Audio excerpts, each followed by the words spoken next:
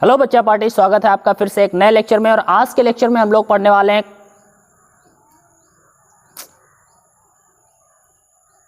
Hello बच्चा party, स्वागत है आपका फिर से एक नए लेक्चर में। और आज के लेक्चर में हम लोग पढ़ने वाले हैं क्लास 12th एनसीईआरटी मैथमेटिक्स की एक्सरसाइज 5.1। आज हम लोग आगे के क्वेश्चंस देखेंगे, क्योंकि पिछले वाले क्लास में हम लोगों ने डिस्कस किया था कि एप्लीकेशन ऑफ डेरिवेटिव क्या होता है, कैसे इसके क्वेश्चन सॉल्व करते हैं। मैंने उसका बेसिक बताया था, dy बाई डी एक्स का मतलब क्या होता है, dy बाई डी टी का मतलब क्या होता है, dr बाई डी टी का मतलब क्या होता है। तो अगर ये आपको जानकारियां नहीं है तो भैया ये एक्सरसाइज आपको समझ में नहीं आने वाली। मैं अभी कहूँगा कि भैया छोड़ दीजिए इस क्लास को देखना। और अगर आप पिछली वाली क्लास को देखना चाहते हो, ठीक है, अगर आप बेसिक से समझना चाहते हो, एक बात मैं कंफर्म कहता हूं कि अगर आपने बेसिक से समझ लिया ना तो आपको टेंशन नहीं लेनी पड़ेगी, आपको पूरी एक्सरसाइज बहुत अच्छी तरीके से समझ में आएगी। लेकिन सबसे पहले आपको बेसिक देखना है। अगर आपने बेसिक वाली क्लास देख ली तो ये सारे क्वेश्चंस आप अपने आप कर डालोगे, ठीक है। तो इसलिए बेसिक देखना बहुत जरूरी है। और अगर आप बेसिक देखना चाहते हो तो भैया डिस्क्रिप्शन में लिंक दिया है एक एप्लीकेशन ऑफ डेरिवेटिव लिंक, ठीक है ना। प्लेलिस्ट का लिंक दिया है, एप्लीकेशन ऑफ डेरिवेटिव प्लेलिस्ट का लिंक दिया है। उस पर जैसे ही आप क्लिक करेंगे तो आपके सामने पिछला वाला वीडियो मिल जाएगा और आगे के भी सारे वीडियोस मिल जाएंगे, ठीक है। तो सबसे पहले आप लेक्चर नंबर 1 देखिएगा एप्लीकेशन ऑफ डेरिवेटिव का, जिसमें हमने बेसिक तैयार करवाया है आपका। और अगर आपका एक बार बेसिक तैयार हो गया तो फिर आपको कोई टेंशन नहीं है, बहुत आसानी से इस एक्सरसाइज को समझ पाओगे, ठीक है। तो सबसे पहले जाइएगा, आप बेसिक वाली क्लास देखिएगा, इसके बाद में यहाँ पर आइएगा। अगर आपने देखी है तो आप यहाँ पर पढ़िएगा, बहुत अच्छे तरीके से आपको समझ में आने वाला है। आपको पता होगा क्वेश्चन नंबर 3 तक हम लोग ऑलरेडी डिस्कस कर चुके थे। आज की क्लास में हम लोग क्वेश्चन नंबर 4 से आगे के क्वेश्चन करेंगे, ठीक है। तो चलो शुरू करते हैं भैया। ये एक्सरसाइज हम लोगों की कौन सी है? एक्सरसाइज है 6.1, ठीक है ना। 6.1 ये एक्सरसाइज है। और आज हम लोग इस 6.1 एक्सरसाइज को कैसे करेंगे ध्यान से देखिएगा। क्वेश्चन नंबर 4 से उठाते हैं। मैंने सारी बेसिक बातें पिछले वाले लेक्चर में बताई हैं भैया, जरूर देखना जाके।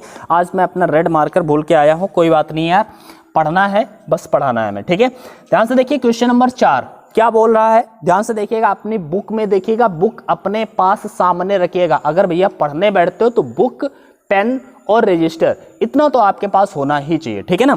चलो क्वेश्चन नंबर 4 देखिएगा। एक परिवर्तनशील घन का किनारा, ध्यान से सुनना, एक परिवर्तनशील घन का किनारा 3 सेंटीमीटर पर सेकंड की दर से बढ़ रहा है। मतलब जो घन का किनारा जो है वो बढ़ रहा है कंटिन्यूसली, किस दर से? 3 सेंटीमीटर क्यूब सेंटीमीटर पर सेकंड की दर से, ठीक है ना। पहले मतलब घन छोटा सा था, ठीक है ना। घन कैसा होता है यार? इस तरह का होता है, ठीक है ना। इसकी लंबाई चौड़ाई ऊंचाई सब बराबर होती है। यार मैं बना नहीं पा रहा हूँ, चलो आप लोग बना ही लेते होगे, ठीक है ना, इस तरह से। तो अभी छोटा सा है, 1 सेंटीमीटर में वो 3 सेंटीमीटर पर सेकंड की दर से इसका किनारा बढ़ता जा रहा है। मतलब किनारा बढ़ने का मतलब है घन की भुजा बढ़ती जा रही है। अब जरा ध्यान से देखना भैया, घन की भुजा को हम लिखते काहे से हैं? तो नॉर्मली हम घन की भुजा को लिखते हैं, घन की भुजा को हम लिखते हैं ए से। और घन का किनारा बढ़ता जा रहा है 3 सेंटीमीटर पर सेकंड की दर से, मतलब किनारे में बढ़ने की दर दी गई है और किनारे में वृद्धि की दर दी गई है। तो इसको हम कैसे लिखेंगे? dA upon dt। मैंने पिछले वाले लेक्चर में पूरा समझाया है कि आखिर ये आप कैसे समझेंगे कि ये dA अपॉन dt है, ठीक है ना। तो अगर आपने वो नहीं देखा है तो भैया देख के आइए। dA अपॉन dt कितना दिया है? 3 सेंटीमीटर पर सेकेंड, ठीक है ना। ये हो गया किनारे में वृद्धि की दर, बढ़ता जा रहा है। आगे बताया घन का आयतन किस दर से बढ़ रहा है? घन का आयतन किस दर से बढ़ रहा है? आयतन के बढ़ने की दर आपको ज्ञात करना है, मतलब dV अपॉन dt आपको ज्ञात करना। आयतन मतलब V, वॉल्यूम, और बढ़ने की दर ज्ञात करना है। आयतन किस दर से बढ़ रहा है, मतलब आयतन के बढ़ने की दर मतलब dV अपॉन dt आपको ज्ञात करना है। और आगे दे दिया है जबकि किनारा 10 सेंटीमीटर लंबा है। भैया किनारा कितना लंबा है? 10 सेंटीमीटर लंबा है। याद रखिएगा, ए का वैल्यू आपको दे दिया गया है कि 10 सेंटीमीटर। किनारे मतलब भुजा की लंबाई जो है आपकी 10 सेंटीमीटर दे दी गई है, लेकिन भुजा की लंबाई आप तब तक नहीं रखेंगे क्वेश्चन में जब तक आप एक बार डेरिवेटिव नहीं कर लेंगे। ये बात याद रखना, ठीक है। तो चलो आयतन के वृद्धि की दर ज्ञात करना है। तो भैया घन के आयतन का सूत्र लगाइए, आपको पता होगा। घन का आयतन भैया घन का आयतन का सूत्र सबको पता होना चाहिए, क्या होता है, ए क्यूब। भुजा क्यूब होता है, लंबाई गुणे चौड़ाई गुणे ऊंचाई, लंबाई भी ए, चौड़ाई भी ए, ऊंचाई भी ए, तो ए क्यूब हो जाता है घन का आयतन। अब आप इसका डेरिवेटिव कीजिए टी के रिस्पेक्ट में, तो ये हो जाएगा dv/dt equal to A cube का हो जाएगा 3a²। भैया 3 नीचे आएगा, घात में 1 कम हो जाएगा 2, ठीक है, और dA/dt। बात क्लियर है, इतना हो गया। अब वैल्यूज रख दीजिए, सारी वैल्यू आपको पता है। भैया अवकलन कर दिया, अब आप ए का वैल्यू रख सकते हो। जब तक आप अवकलन नहीं करोगे तब तक आप ए का वैल्यू नहीं रखोगे। बात क्लियर है। चलो 3 गुणा ए की जगह पर क्या रखोगे, तो ए का वैल्यू 10 दिया है तो 10 का स्क्वायर लिखिए dA/dt। भैया dA/dt कितना है, 3 है, तो यहाँ पर 3 रख दीजिए। तो ये क्या बनेगा भाई, dV/dt जो है आपका बनेगा 3 तिया 9 गुणे 10 का स्क्वायर, भैया 100 होता है, तो ये बनेगा 900 सेंटीमीटर क्यूब पर सेकंड की दर से इसका आयतन बढ़ेगा। और ये हमने कैलकुलेट कर लिया। बहुत इजी है, बस थोड़ा दिमाग लगाना है, बेसिक कॉन्सेप्ट आपका क्लियर होना चाहिए, सब कुछ आपका कॉन्सेप्ट क्लियर हो जाएगा, आराम से आप कर पाओगे। हम एक एक करके सारे क्वेश्चंस आपके सामने करते जाएंगे, आप समझते जाएंगे, लेकिन मैं फिर भी कहूँगा आपको अपने आप ये क्वेश्चंस जरूर एक बार सॉल्व करने हैं, ठीक है ना। क्वेश्चन नंबर 4 हो गया भैया, क्वेश्चन नंबर 5 की ओर हम बढ़ेंगे और फिर आपको बताते हैं अगला कॉन्सेप्ट, ठीक है। देखिए क्वेश्चन नंबर 5, क्वेश्चन नंबर 5 क्या दिया गया है, एक स्थिर झील में, मतलब एक स्थिर झील मतलब एक पानी भरा है, स्थिर है, वो चल नहीं रहा है, स्थिर पानी कहीं पर भरा हुआ है, तालाब एक तरीके से मान लीजिए। स्थिर झील में एक पत्थर डाला जाता है, एक पत्थर फेंका जाता है, ठीक है ना, और तरंगे वृत्तों में 5 सेंटीमीटर पर सेकंड की गति से चलती हैं। अब जरा यहां पर समझना आप, भैया एक तालाब है, ठीक है, और यहां पर एक झील में पत्थर डाला गया। जैसे ही आप शांत जल में पत्थर डालोगे तो क्या होगा कि इस तरह से वृत्ताकार तरंगे वहां से बाहर की ओर चलना शुरू होती हैं, और ये तरंगे कहां तक जाती हैं, तरंगे ऐसे ऐसे करते करते किनारे तक पहुंचती हैं। वृत्ताकार रूप में तरंगे जाती हैं, किनारे तक पहुंचती हैं। अब तरंगों के चलने की दर दी गई है कि तिरंगे 5 कितना है यार, हाँ 5 सेंटीमीटर पर सेकंड की दर से बढ़ती जा रही हैं ऐसे। तो इसका मतलब है 5 सेंटीमीटर पर सेकंड की दर से अगर तरंगे बढ़ती जा रही हैं तो इन वृत्तों की जो त्रिज्या है वो 5 सेंटीमीटर पर सेकंड की दर से बढ़ती जा रही होगी। भैया तरंग का बढ़ने का मतलब है इन वृत्तों की त्रिज्याओं का बढ़ना। समझिए यहाँ पे तरंगों के बढ़ने का मतलब क्या है कि इन वृत्तों की त्रिज्याओं का बढ़ना। तो अगर हम वृत्ताकार तरंगों की त्रिज्या r मान लें तो त्रिज्या में परिवर्तन की दर या फिर तरंगों के बढ़ने की दर 5 सेंटीमीटर पर सेकंड है, वही त्रिज्याओं में परिवर्तन की दर होगी। समझ पाए। यदि यहां पर लिख देते हैं, यदि इसको हटाओ, ठीक है ना, यहां पर हम लिख देते हैं माना तरंगों की त्रिज्या r है। अगर तरंगों की त्रिज्या r है तो तरंगें अब 5 सेंटीमीटर पर सेकंड की दर से बढ़ती जा रही हैं। इसका मतलब है त्रिज्या 5 सेंटीमीटर पर सेकंड की दर से बढ़ती जा रही है, अर्थात त्रिज्या में परिवर्तन की दर जो है वो 5 सेंटीमीटर पर सेकंड है। भैया ये वो कहना चाह रहा है क्वेश्चन, बस आपको समझना है थोड़ा सा, ठीक है, समझ गए आप इसको। अब आगे उसने क्या कहा है, जब वृत्ताकार तरंग की त्रिज्या 8 सेंटीमीटर है, जब वृत्ताकार तरंग की त्रिज्या 8 सेंटीमीटर है, जब r आपकी कितनी है 8 सेंटीमीटर है, तो उस क्षण घिरा हुआ क्षेत्रफल किस दर से बढ़ रहा है, घिरा हुआ जो क्षेत्रफल है उससे वो किस दर से बढ़ रहा है। भैया क्षेत्रफल के बढ़ने की दर आपको बतानी है, घिरा हुआ क्षेत्रफल किस दर से बढ़ रहा है। Concept clear. घिरा हुआ क्षेत्रफल किस दर से बढ़ रहा है मतलब क्या पूछना चाह रहा है, dA/dt। ए मतलब क्षेत्रफल होता है, एरिया, ठीक है। तो ये आपको दे दिया, ये आपसे पूछ दिया, आपको लगाना क्या है भैया, आपको लगाना है ए का फॉर्मूला। अब किसका ए, क्षेत्रफल किसका, वृत्ताकार तरंग से घिरा क्षेत्रफल, तरंग से घिरा क्षेत्रफल ए बराबर, भैया तरंग वृत्ताकार है तो वृत्त का ही क्षेत्रफल लगाओगे, क्या होगा πr²। कोई दिक्कत नहीं है, कोई दिक्कत नहीं है। अब क्या करोगे आप, dA/dt करिए, D A upon D T, तो पाई करोगे, आर स्क्वायर को क्या लिखोगे 2r, लेकिन अगर D A upon D R होता तो ये 2r रह जाता, लेकिन ये D A upon D T है, आर के सापेक्ष टी के सापेक्ष, इसलिए यहां पर D R upon D T भी होगा। ओके, इतना हो गया। अब आप वैल्यू रख दीजिए, D A upon D T equal to क्या हो जाएगा भैया, पाई 2r, आर कितना अब लिखिए आप 8, ठीक, अवकलन करने के बाद में ही रखेंगे, और ये कितना है 5, D R upon D T, गुणा कर देंगे, 8 दूनी 16, 16 पंचे 80, शायद यही है ना, 80 पाई सेंटीमीटर स्क्वायर पर सेकेंड, ये आपका आंसर आ गया और आपको समझ में भी आ गया होगा। बस छोटे छोटे कॉन्सेप्ट हैं, उनका इस्तेमाल करिए और आपका सवाल बन जाएगा। ठीक है, अगला क्वेश्चन लेते हैं, क्वेश्चन नंबर 6, इसका स्क्रीनशॉट ले लिया होगा मेरे ख्याल से आपने। अब हम क्वेश्चन नंबर 6 की ओर बढ़ते हैं। चलो, क्वेश्चन नंबर 6 क्या कह रहा है जरा समझिए इसको। क्वेश्चन नंबर 6 क्या कहता है आपसे, क्वेश्चन नंबर 6 कहता है एक वृत्त की त्रिज्या 0.7 सेंटीमीटर पर सेकंड की दर से बढ़ रही है।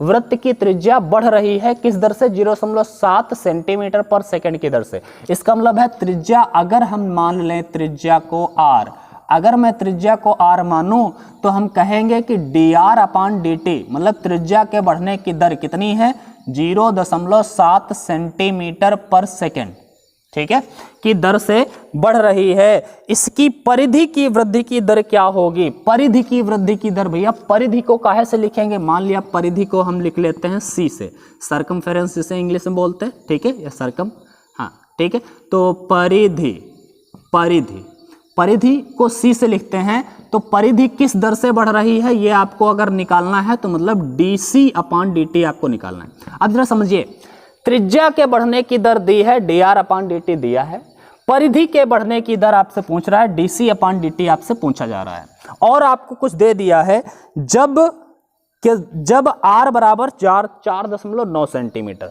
जब r बराबर कितना है 4.9 सेंटीमीटर है, मतलब r का वैल्यू भी आपको दे दिया है, तो कोई टेंशन ही नहीं लेना है, बस सवाल लगाइए, सूत्र लगाइए परिधि का। वृत्त की परिधि का सूत्र क्या होता है भैया, वृत्त की परिधि आपको पता होगा, वृत्त की परिधि का सूत्र होता है 2 पाई r। आप इसका t के सापेक्ष अवकलन कीजिए, क्योंकि सारे वैल्यूज आपको t के सापेक्ष दिए हैं, तो D C upon D T 2 pi, r का क्या हो जाएगा D R upon D T, जैसे x का D X upon D T हो जाता है, y का D Y upon D T हो जाता है, तो r का D R upon D T हो जाएगा। बात क्लियर है। अब आप क्या करेंगे, रख देंगे values, D C upon D T equal to, भैया 2 लिखिए, पाई लिखिए, और D R upon D T का वैल्यू जो दिया है वो लिखिए। ध्यान से देखो यार, 2 पाई आर ही होता है, आर की कहीं पर जरूरत ही नहीं पड़ी, कोई बात नहीं है, 0.07 लिख दिया, D R upon D T, multiply कर दीजिए, D C upon D T equal to 7 दूनी 14, 1.4 पाई, यही हो जाएगा। आप अगर इसको कैलकुलेट करना चाहते हैं तो आप कर सकते हैं, हम तो यहीं पर छोड़ने वाले, D C upon D T equal to, इसको आप 1.4 इंटू में 22/7 आप लिखना चाहते हैं, पाई का मान तो रख सकते हैं, और 7 दूनी 14, 0.2 हो जाएगा, तो D C upon D T क्या आ जाएगा भाई, 22 दूना 44, 0.44 सेंटीमीटर पर सेकेंड, ये हमारा आंसर आ जाएगा। ये भी आंसर है, ठीक है, जहां पर आप छोड़ना चाहें वो आपकी मर्जी है। और इसमें यार आर का कहीं पर तो इस्तेमाल था ही नहीं, एक बार मैं आंसर इसका मिला लेता हूं, हो सकता है गलत ना हो। देखो मेरी यार बुक सब फटी फटी है, ठीक है, कहाँ गया एक्सरसाइज, भैया 6.1 है, एक्सरसाइज 6.1 का क्वेश्चन नंबर है, हाँ 1.4 सेंटीमीटर पर सेकेंड, आपको देखा गया 1.4 सेंटीमीटर पाई पर सेकेंड, सेंटीमीटर पर सेकेंड, ठीक है, 1.4 पाई सेंटीमीटर पर सेकेंड। ये आ गया क्वेश्चन नंबर 6 हम लोगों का हो गया क्लियर। आगे बढ़े, चलो यहाँ पर आंसर दे दिया मैं आगे भी बढ़ गया, कोई बात नहीं, ठीक है। अब आगे बढ़े, अगला क्वेश्चन भाई क्वेश्चन नंबर 7 लेते हैं। क्वेश्चन नंबर 7 कहाँ गया भाई, हाँ क्वेश्चन नंबर 7, क्वेश्चन नंबर 7 आपके सामने है। एक आयत की लंबाई x, लंबाई, आयत की लंबाई को x से लिखा है। आयत की लंबाई को काहे से लिखा है? x से। और आयत की चौड़ाई को काहे से लिखेंगे? नॉर्मली y से ही लिखा होगा। हाँ लिखा भी है, y से लिखा है तो कोई बात नहीं है, ऐसा भी लिख दिया, ठीक है। इसमें बताया है आयत की लंबाई x 5 सेंटीमीटर प्रति मिनट की दर से घट रही है। भैया 5 सेंटीमीटर प्रति मिनट की दर से घट रही है, मतलब x, लंबाई x, लंबाई के घटने की दर मतलब dx/dt दिया है 5 सेंटीमीटर प्रति मिनट। भैया 5 सेंटीमीटर प्रति मिनट की दर से घट रही है। और याद रखना जब बढ़ रही होती है तब हम लोग ऐसे लिख लेते थे 5 सेंटीमीटर प्रति मिनट, ये पॉजिटिव होता था। लेकिन जब घट रही होगी तो यही दर ऋणात्मक ली जाएगी, माइनस का 5 सेंटीमीटर प्रति मिनट लिया जाएगा। बस इतना दिमाग लगाना यार, ठीक है। आगे बढ़ते हैं। और चौड़ाई y, चौड़ाई जो है वो y है, वो 4 सेंटीमीटर प्रति मिनट की दर से बढ़ रही है। भैया चौड़ाई जो है जिसको हम y लिख रहे हैं, y जो है वो बढ़ रही है, कितना? 4 सेंटीमीटर प्रति मिनट की दर से वो बढ़ रही है, तो इसको आप पॉजिटिव रखेंगे। ये घट रही थी इसलिए हमने इसको नेगेटिव ले लिया था। आगे क्या बोला है? जब x बराबर 8, जब क्या? x बराबर 8 और 8 सेंटीमीटर, ओके, और y बराबर 6 सेंटीमीटर, y बराबर 6 सेंटीमीटर, तब a आपको ज्ञात करना है क्या? परिमाप और b में क्षेत्रफल के परिवर्तन की दर। पहले में आपको ज्ञात करना है परिमाप में परिवर्तन की दर, परिमाप में परिवर्तन की दर, और b में आपको ज्ञात करना है क्षेत्रफल में परिवर्तन की दर।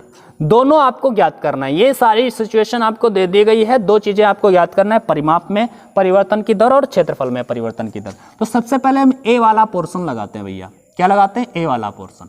ए वाला पोर्शन क्या है? परिमाप में परिवर्तन की दर। अगर मैं परिमाप को सी से लिखूं तो आपको क्या ज्ञात करना है? dc/dt, यही ज्ञात करना है। तो जरा आप बताइएगा सी का फॉर्मूला क्या होता है? परिमाप का फॉर्मूला क्या है? 2πr ना बोल देना, क्योंकि वो तो वृत्त का परिमाप था या वृत्त की परिधि थी, ठीक है ना। यहां पर क्या है? आयत है, तो आयत का परिमाप होता है 2 × लंबाई प्लस चौड़ाई। होता है कि नहीं होता भैया? परिमाप सी बराबर में 2 × लंबाई, लंबाई की जगह पर हम x लिख सकते हैं और प्लस चौड़ाई की जगह पर y लिख सकते हैं। ये हो गया, ठीक है। अब आप करिए डी के टी के सापेक्ष अवकलन dc/dt। क्या हो जाएगा? dc/dt इक्वल टू 2, x का अवकलन t के सापेक्ष dx/dt हो जाएगा और y का अवकलन t के सापेक्ष dy/dt हो जाएगा। बात कंफर्म, कोई दिक्कत नहीं है। अब आप क्या करोगे? dc/dt निकालो भाई, तो ये होगा 2 dx/dt। भैया क्या दिया है? -5, तो -5 हो जाएगा, प्लस dy/dt क्या है? +4, तो +4 हो जाएगा। सो dc/dt जो है आपका 2 × में -1 बचेगा, सो dc/dt इक्वल टू आएगा -2 सेंटीमीटर प्रति मिनट। भैया सेंटीमीटर प्रति मिनट में सारे थे तो सेंटीमीटर प्रति मिनट में ही आंसर आएगा। तो dc मतलब जो ये हमारी जो परिमाप है वो परिमाप 2 सेंटीमीटर प्रति मिनट की दर से क्या बढ़ रहा है कि घट रहा है? माइनस का आया है, घट रहा है। तो आप आंसर क्या नीचे लिख देंगे कि परिमाप 2 सेंटीमीटर प्रति मिनट की दर से घट रहा है। ये हो गया ए वाला इसका पोर्शन। अब इसका बी पार्ट करते हैं। जरा आप ए वाला नोट कर लीजिए, हम फिर उसके बाद में बी पर चलते हैं। आप वीडियो पॉज करके लिख लिया करो भाई, इतना समय थोड़ी होता है, ठीक है। चलो आगे बढ़े।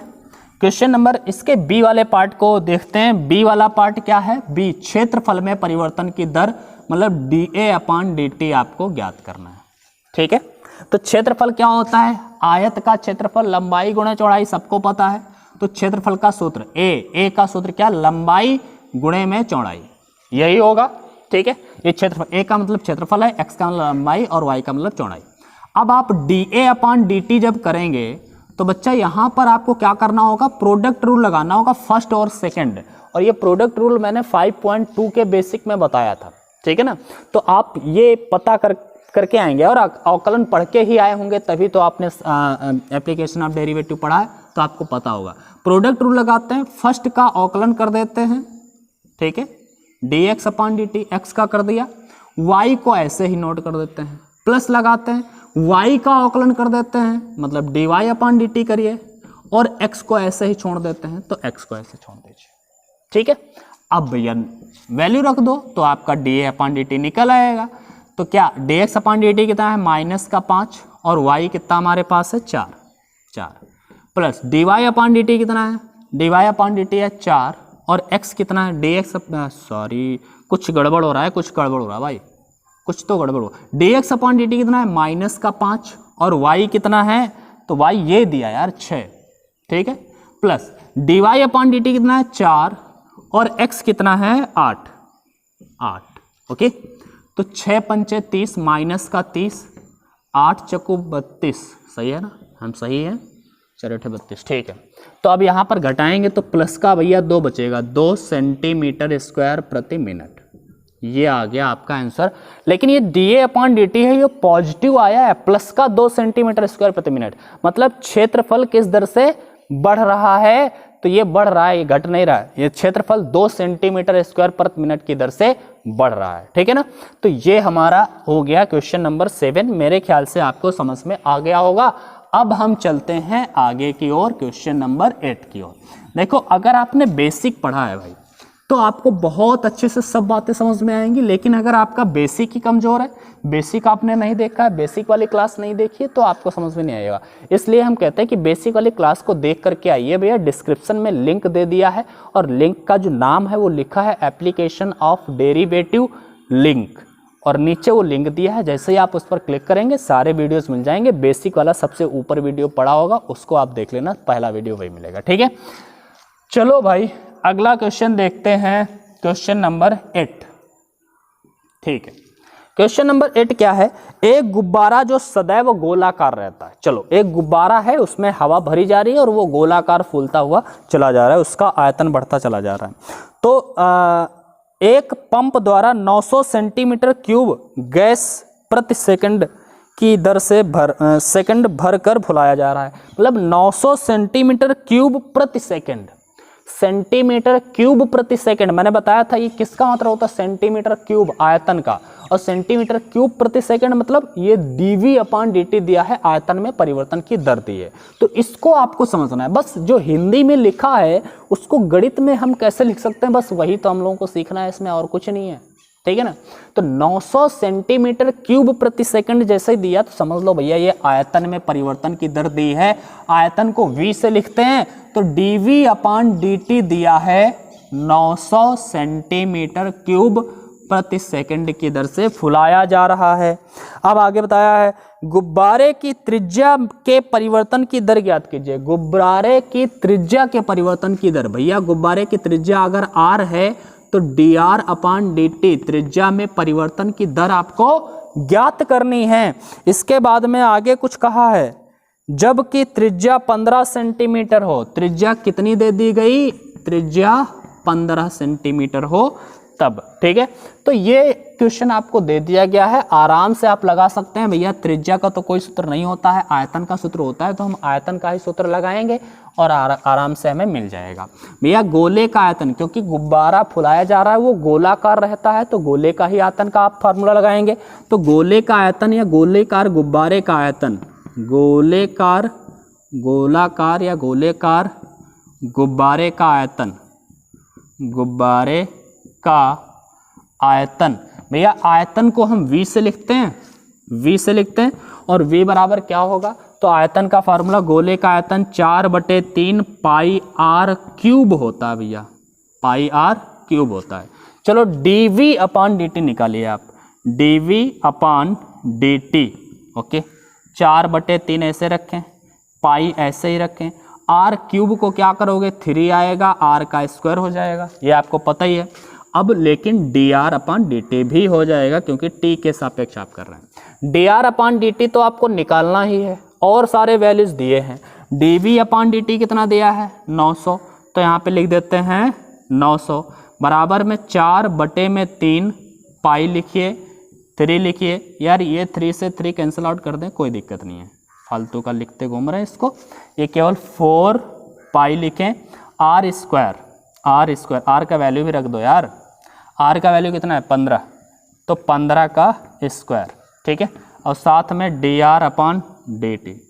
ठीक, अब आप क्या करोगे, कुछ नहीं है, 900 लिखें, आप 4 लिखें, पाई लिखें, 15 का स्क्वायर 225 होता भैया, 15 15 में 225 इनटू में D R upon D T, 225 दूना 450, 450 450 900, तो यार 225 चक्कू क्या हो जाएगा 900 हो जाएगा पूरा पूरा, तो ये हो जाएगा 900 बराबर में 900 पाई, ठीक है, D R upon D T. अब 900 से 900 काट सकते हो, इसको अपान में लाओगे पाई बटे में आएगा, तो हम ऐसे कर सकते हैं, ये 1 बचेगा इधर, 1 बटे में आ जाएगा पाई बराबर में D R upon D T, मतलब D R upon D T का जो वैल्यू निकला आपका वो बचा 1 अपॉन पाई सेंटीमीटर पर सेकेंड, ये आपका आंसर आ गया। अगर आप इसको 22/7 में लिखना चाहते हो तो D R upon D T क्या हो जाएगा 7/22, 7/22 सेंटीमीटर पर सेकेंड, ठीक है। तो ये मेरे ख्याल से आपको समझ में आ गया होगा, कोई दिक्कत नहीं है, हम आगे बढ़ते हैं। क्वेश्चन नंबर 8 आपको समझ में आया होगा। अब चलते हैं क्वेश्चन नंबर 9 की ओर। भैया एक काम कहेंगे आपसे कि अगर आपको वीडियो पसंद आ रहा है, अगर आपको सीखने को कुछ मिल रहा है यहाँ से, तो भाई लाइक ज़रूर कर देना, शेयर वीडियो को ज़रूर कर देना, अपने दोस्तों को साथ भी यहाँ पे लाइए और यहाँ पे पढ़ने के लिए कहिए, वो भी आए यहाँ पर अच्छे से मैथ सीख सकें जैसे आप सीख रहे हैं, ठीक है। क्वेश्चन नंबर कौन सा करते हैं अब, क्वेश्चन नंबर 7 हो गया, 8 हो गया, 8 हो गया, 9, क्वेश्चन नंबर 9 की बात करते हैं। क्वेश्चन नंबर 9 है भैया, मार्कर ना गिरो यार, तुम हमसे रूठोगे तो कहाँ जाओगे। चलो क्वेश्चन नंबर 9 है, एक गुब्बारा जो सदैव गोलाकार रहता है कि त्रिज्या परिवर्तनशील है। एक गुब्बारा है जो हमेशा गोलाकार रहता है, उसकी त्रिज्या परिवर्तनशील है, मतलब त्रिज्या बदलती जा रही है, तो अभी वो देखेंगे, ठीक है। त्रिज्या परिवर्तनशील है, त्रिज्या के सापेक्ष आयतन के परिवर्तन की दर ज्ञात कीजिए। अब सुनो इसने क्या बोला है, त्रिज्या के सापेक्ष आयतन के परिवर्तन की दर, आयतन के परिवर्तन की दर जरा समझिए, आयतन के परिवर्तन, V मतलब आयतन, D लगा देते हैं, dV मतलब आयतन में परिवर्तन की दर, आयतन में परिवर्तन की दर, तो दर के लिए बटे में dt लगाते हैं, लेकिन इसने dt नहीं कहा है, त्रिज्या के सापेक्ष कहा है, त्रिज्या के सापेक्ष आयतन में परिवर्तन की दर मतलब dV अपॉन dr हो जाएगा। समय के सापेक्ष आयतन में परिवर्तन की दर, या फिर समय ना बोला होता या फिर त्रिज्या भी ना बोला होता, कुछ भी ना बोला होता तब भी हम समय के सापेक्ष मान लेते हैं, लेकिन यहां पर बोल दिया है किसके सापेक्ष, त्रिज्या के सापेक्ष आयतन में परिवर्तन की दर। मैंने बेसिक में बताया था ये सारी बातें, आप पढ़ के आए होंगे, आपको पता होगा, ठीक है। तो आयतन में परिवर्तन की दर, लेकिन किसके, त्रिज्या के सापेक्ष आयतन में परिवर्तन की दर ज्ञात कीजिए। क्या आपसे ज्ञात करने को कहा है, बस ये आपको ज्ञात करने को कहा है। आपको हिंदी में जो लिखा है उसको मैथमेटिकली समझना है यार, क्या आपसे पूछा जा रहा है, ठीक है। इसने बोला है त्रिज्या के सापेक्ष आयतन के परिवर्तन की दर ज्ञात कीजिए, यह आपको ज्ञात करना है। जब त्रिज्या 10 सेंटीमीटर है, जब त्रिज्या 10 सेंटीमीटर है मतलब 10 सेंटीमीटर की आर है, ठीक है। और आपको ये ज्ञात करना है, बहुत इजी सवाल है, बस आयतन का सूत्र लगाइए भैया, गोला है तो गोले का ही आयतन लगाएंगे, आयतन, ठीक है। V बराबर होता है गोले का आयतन 4/3 पाई r क्यूब, अभी तो हमने बताया आपको, ठीक है। फिर लगाएंगे dV अपॉन dt नहीं निकालना है, dr निकालना भैया, तो 4/3 पाई dr का क्या हो जाएगा 3r²। अब यहाँ पर dr अपॉन dt ना कर देना, क्यों, क्योंकि अगर t के सापेक्ष कर रहे हो तो dV अपॉन dt करते तो 3r² के बाद dr अपॉन dt भी लगाते, लेकिन यहाँ पर r के सापेक्ष ही कर रहे हैं तो dr अपॉन dr कर लो भले, तो dr अपॉन dr करोगे तो क्या हो जाएगा 1 ही हो जाएगा, तो मतलब नहीं होता उससे, ठीक है। तो dV upon dr equal to 4, ये 3 से 3 यहाँ पर काट देते हैं, ठीक है, 4 पाई, और r का वैल्यू रख दो भैया, r का वैल्यू 10 है तो 10 का स्क्वायर, ठीक है। तो ये हो गया 4 पाई, 10 का स्क्वायर 100 होता है, तो भैया dV अपॉन dr जो होगा वो क्या होगा 100 और 4 के गुणा 400 पाई सेंटीमीटर क्यूब प्रति सेंटीमीटर। यार सेंटीमीटर, देखो आयतन भी सेंटीमीटर क्यूब में होता है और त्रिज्या सेंटीमीटर में होती है, तो सेंटीमीटर क्यूब प्रति सेंटीमीटर लिखोगे, एक बार सेंटीमीटर कैंसिल आउट हो जाएगी तो सेंटीमीटर स्क्वायर हो जाएगी। ठीक है, तो ऐसे मात्रक छोड़ देते हैं।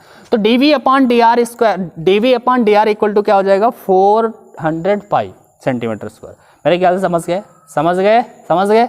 चलो आगे बढ़ते हैं। क्वेश्चन नंबर 9 को आप नोट कर लीजिए। छोटे छोटे क्वेश्चंस हैं, बहुत आसानी से आप समझ पाओगे अगर आपने थोड़ा सा दिमाग लगाया तो। चलो आगे की ओर बढ़ें अगर, तो क्वेश्चन नंबर भैया 10 की बारी आ गई है। क्वेश्चन नंबर 10 में क्या कहा गया जरा ध्यान से समझना। एक 5 सेंटीमीटर लंबी सीढ़ी के सहारे, सीढ़ी दीवार के सहारे झुकी है। एक 5 सेंटीमीटर लंबी सीढ़ी है, एक दीवार के सहारे टिकी है। मान लिया दीवार ऐसे खड़ी है और ये अर्थ का सरफेस है, ये पृथ्वी है, ये दीवार, ठीक है।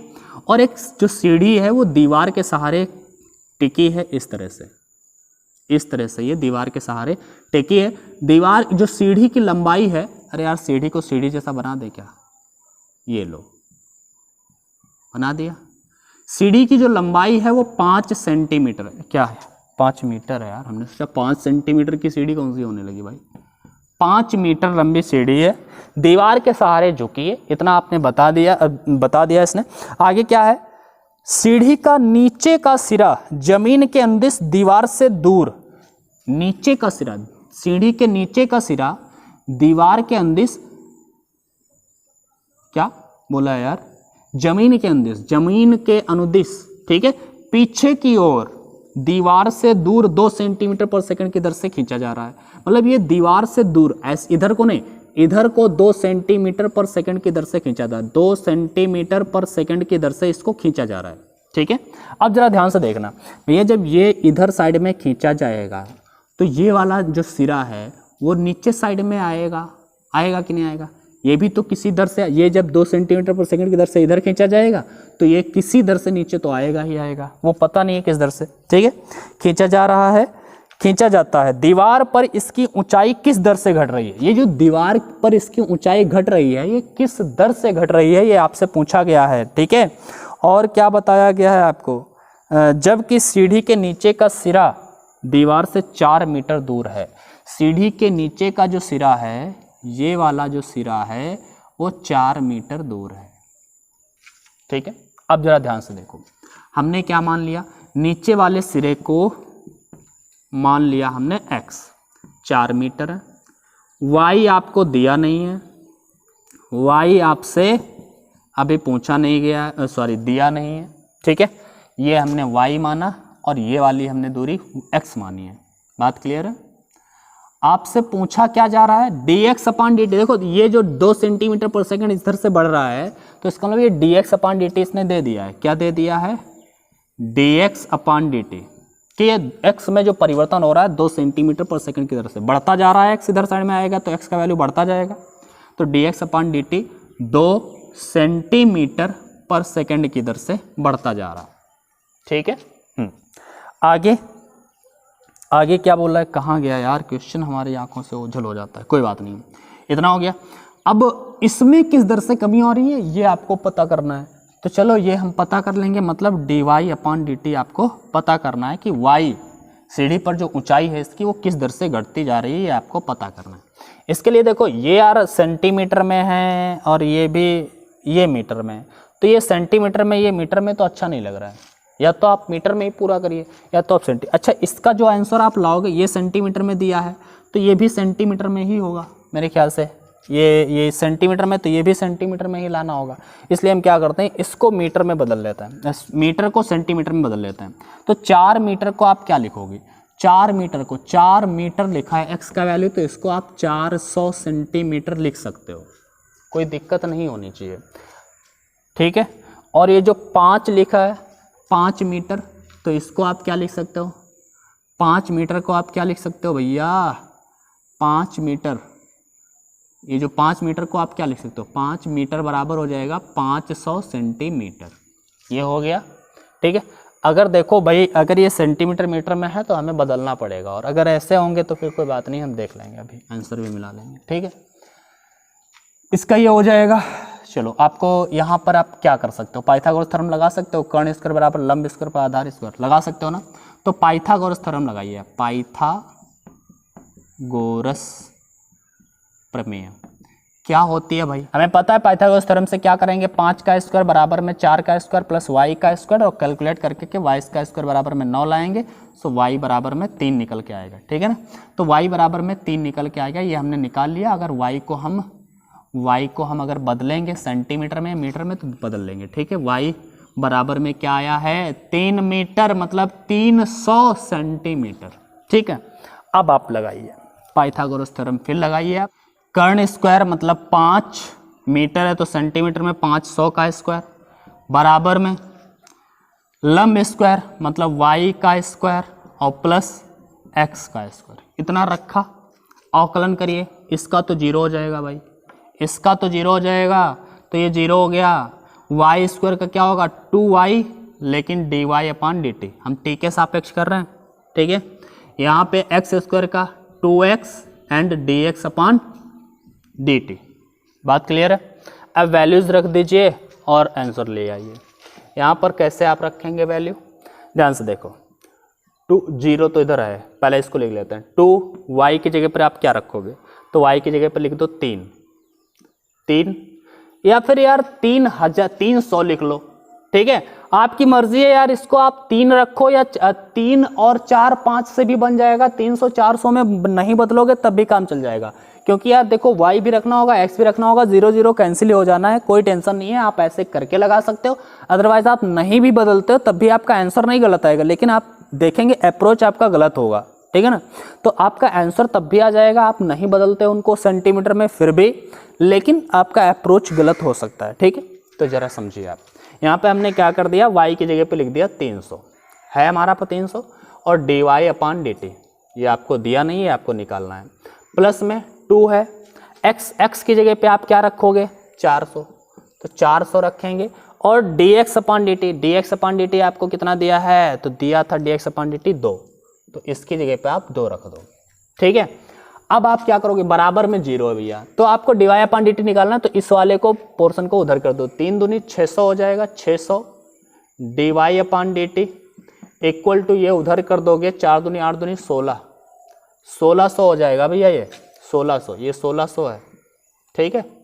अब ये 600 को बटे में करो आके, सो dy/dt इक्वल टू 1600 बटे में 600 आएगा, 2 0 कैंसिल आउट हो जाएंगे, ठीक है। तो ये क्या बनेगा dy/dt इक्वल टू, इसको अभी आप और 2 से काट सकते हो, 2 से काटोगे 2 अट्ठे 16 और 2 3 6, ठीक। और एक मैंने गलती कर दी है यार, इधर ये जब 1600 जाएगा उधर का माइनस हो जाएगा, तो ये माइनस हो जाएगा, माइनस का, तो माइनस का 8/3 सेंटीमीटर पर सेकेंड, ये आपका आंसर आएगा dy/dt, जो आपको ज्ञात करना था। है इजी था थोड़ा, हमने शायद कॉम्प्लिकेटेड कर दिया इसको बदल के 4 को 400 कर दो, 3 को 300 कर दो, 5 को 500 कर दो। यार वैसे देखा जाए तो अप्रोच यही होना चाहिए, लेकिन अगर आप इसमें नहीं भी बदलते, इनको 4 को 400 सेंटीमीटर नहीं लिखते 4 मीटर को, तब भी आपका काम चल जाता, क्योंकि यहाँ पर वो कैंसिल आउट ही होने हैं भाई। यहाँ पे यार 300 400 है, तो यहाँ पे 6 हो जाता, अगर वो 0 0 ना लगे होते, 3 और 4 लिखे तो यहाँ पर 6 हो जाता, यहाँ पे 16 हो जाता, 16 बटे में 6 फिर कट के 8/3 आ जाता, 0 0 तो कट नहीं है, ठीक है। लेकिन फिर भी मेरा अप्रोच जो है वो बढ़िया है मेरे ख्याल से, ठीक है। चलो आगे हम बढ़ते हैं और देख लेते हैं, एक समय देख लेते हैं कितना हो गया, उसके अनुसार फिर हम लोग आगे यार पढ़ेंगे, ठीक है। चलो वीडियो यार वैसे भी लंबा हो चुका है, तो एक काम करते हैं, इस क्लास को यहीं पर समाप्त करते हैं। अगली वाली क्लास में हम आपको पढ़ाएंगे आगे के क्वेश्चंस, ठीक है। आज क्लास में बस इतना ही, नेक्स्ट क्लास में हम आपके लिए लेके आएंगे आगे क्वेश्चंस। तब तक के लिए बाय बाय। लेकिन अगर चैनल सब्सक्राइब नहीं किया तो सब्सक्राइब कर लो, शेयर कर दो वीडियो को, एक प्यारा सा कमेंट ज़रूर छोड़िएगा, ठीक है। अपनी पढ़ाई करते रहिए।